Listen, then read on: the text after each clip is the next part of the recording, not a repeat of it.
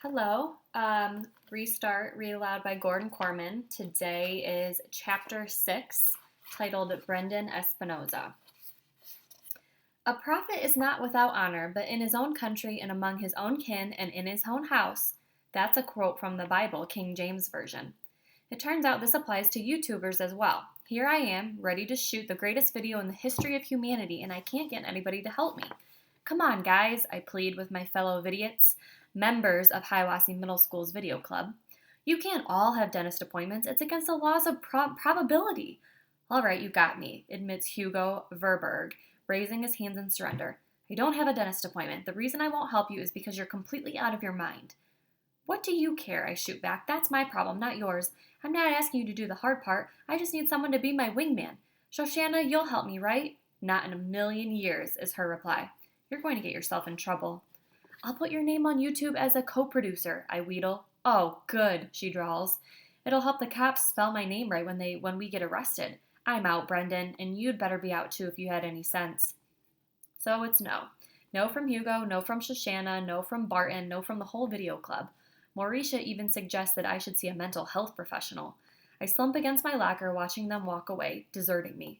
Where's the loyalty? Where's the club spirit? Where's the fire of creativity? The betrayal stings, but mostly, I have to admit, I hate to miss out on this idea.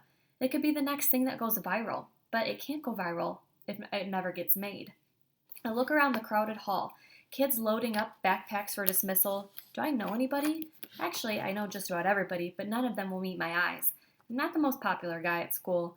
I'm not sure why. I'm on the honor roll, president of the video club, champion of the academic decathlon 2 years running. Come to think of it, those are probably some of the reasons why kids aren't lining up to ask me what I'm doing today after school.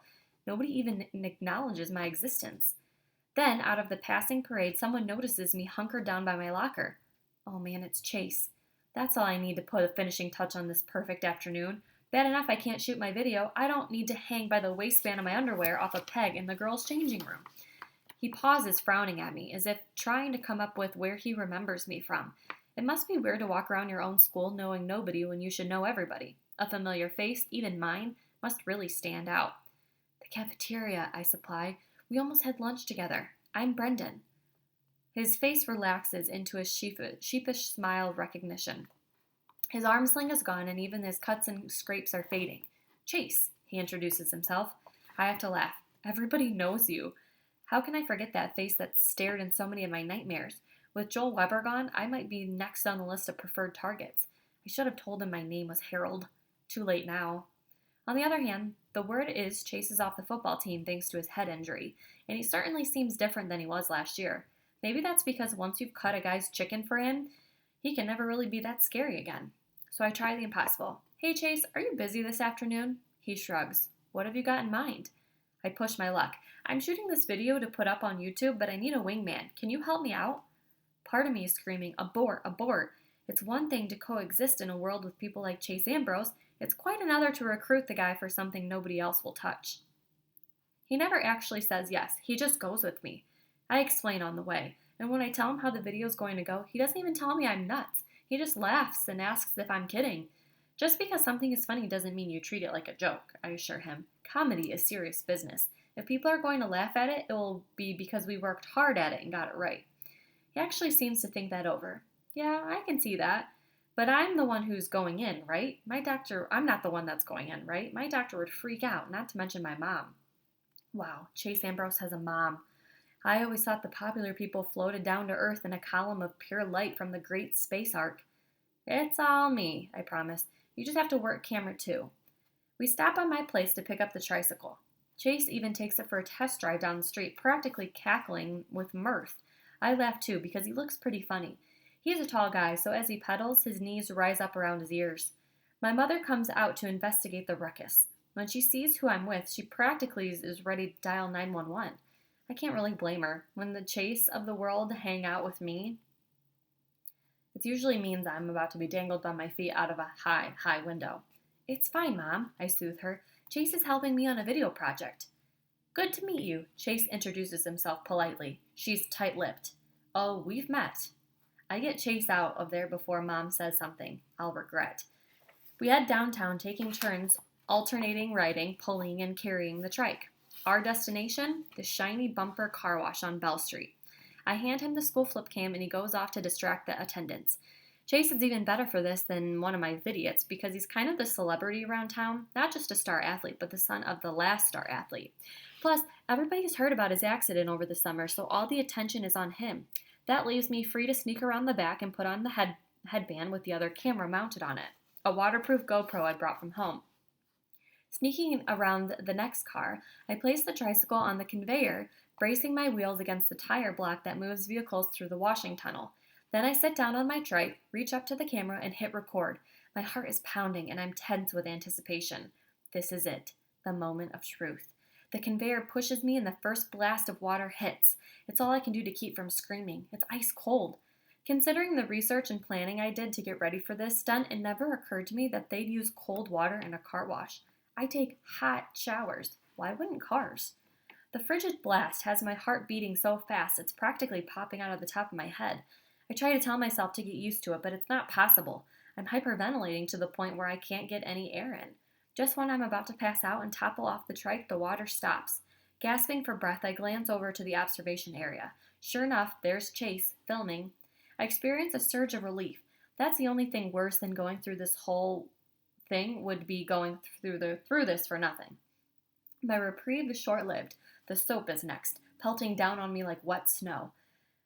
They only know two temperatures in here, cold and colder. Two gigantic spinning brushes come at me on robotic arms. I'm vaguely aware that my glasses are gone.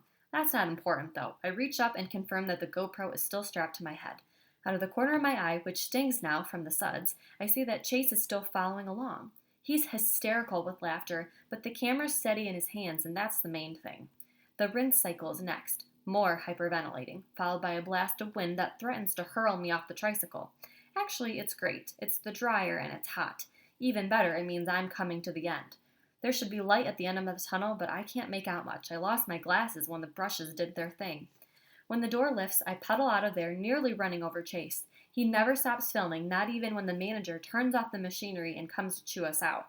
"Very stupid, Ambrose," he yells. "Is this your idea of a joke? You could have gotten him killed, you know. This isn't the first time you've put people in danger in this town. I'm surprised you don't have a few cherry bombs left over. I'm calling the cops." "It isn't Chase's fault," I manage to croak. "It's mine." I have very little strength left, but I have to speak up. "The whole thing was my idea. It's my video project. I talked Chase into helping me out." "Brendan?" The manager squints at me. I guess I'm not that easy to recognize, soaking wet and half dead and my skin all slimy. I think I got a wax treatment in there somewhere. "Is that you? Why would you do such a crazy thing?" "I'm the president of the video club at Hiawassee Middle," I supply. Adults always cut you more slack if they think you're doing something like a project for school. It does the trick, especially when I promise to put an ad for the shiny bumper on the club's yearbook page. Sure, I get yelled at, but at least no one is talking about calling the cops anymore. The manager even sends one of his employees into the mechanism to rescue my glasses, which are undamaged except for a small crack in the right lens. We head back to my place. I'm riding the trike, mostly because I'm too weak to stand. Chase carries the precious cargo, the two cameras with the footage on them. "Sorry, Chase," I mumble. "I didn't mean to get you in trouble." He cocks an eyebrow. "Looks like you got me out of trouble." "All I did was tell the truth. The whole thing was my idea." "That guy was ready to have me arrested," he insists. "Well," I tell him, "that's mostly because of your reputation." Oops. "That is your old reputation, you know, for stuff you probably don't even remember doing." In my depleted state, I'm not even thinking straight. I'm digging my grave with my mouth. He shakes his head.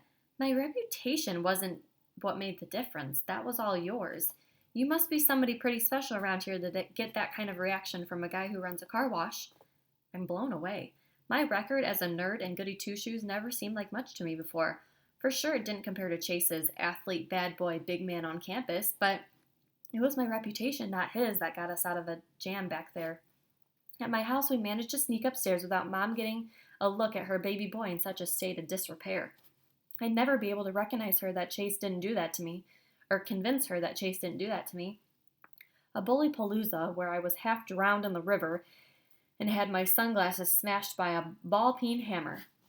I can barely bring myself to take time to change out of my wet clothes. That's how anxious I was to see the footage we shot. I expected Chase to lose interest and take off, but he hangs around and it starts to sink in that he's just as into it as I am. We watched the video from the GoPro first. It's pretty insane, a blizzard of flying foam and torrents of water and a lot of whimpering. I wasn't aware of it at the time. I might have been trying to yell for help, but I couldn't form actual words. I was also thrashing around more than I remember.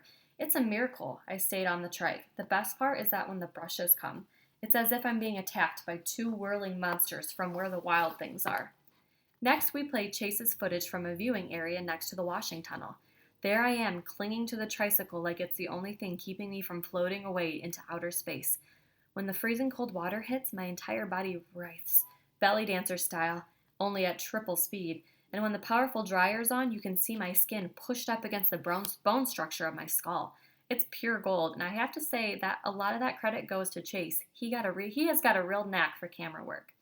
We laugh until we're falling over each other. It's definitely more fun to watch it than it was to go through it in real life.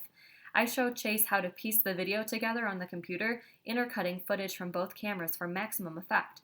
For example, when you see the GoPro image flying all over the place and then jump to me, jerking and flailing, struggling to keep my perch on the trike, it's even more hilarious because it explains why the picture inside the car wash is so wild and chaotic. Chase catches on quickly and adds some good suggestions of his own, like a split screen of both cameras when the spin brushes come on. At last, we set the whole thing to music, Ride of the Valkyries, and upload the clip to YouTube. We give it a title, How to Clean Your Tricycle. Brendan Espinoza and Chase Ambrose, co-producers. I kid you not, he actually thanks me when I include him in the credits. We watch it on every device in the house, the computer, our phones, and an iPad. We even Chromecast it to the TV. It doesn't get old. If this video won't go viral, there's no justice in the world, or at least on YouTube. I still see him laughing as I see him out. That might be the most fun I've ever had. I swear, he's like a kindergartner who's just been handed the world's most intricate balloon animal. Without thinking, I reply, How do you know? You've probably forgotten most of the fun times you've had. He looks surprised for a few seconds, and I figure I'm about to get a book bag to the side of the head. Then he says, Good point, but it was still awesome. Me and my big mouth, I can't leave well enough alone. You know, we've got a video club at school, and you'd be a natural with your camera skills. We could really use you. That might be the dumbest thing I've ever said aloud. Chase Ambrose and his football buddies have made a career out of terrorizing kids just like the Vidiots. Recruiting him is like inviting a shark over for sushi.